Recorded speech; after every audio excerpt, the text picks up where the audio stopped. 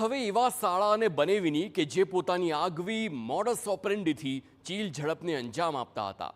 સુરત જિલ્લાના એલસીબીએ કામરેજમાં નવાગામ નજીક આવેલા દાદા ભગવાન મંદિર પાસેથી 2 આરોપીઓને ઝડપી પાડ્યા.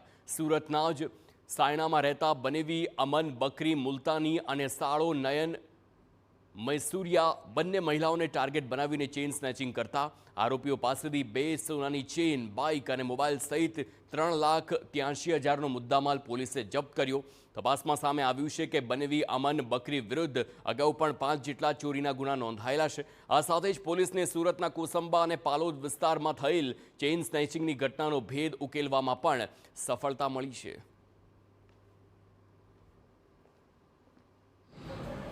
એ અમન મુલતાની તથા નયન મૈસુરિયા દાદા ભગવાન મંદિરથી ઉદ્યોગનગર બ્રિજ તરફ જતા રસ્તામાં સર્વિસ રોડ ઉપર ઊભેલા છે અને ચોરી કરેલો સામાન વેચવાની ફિરાકમાં છે.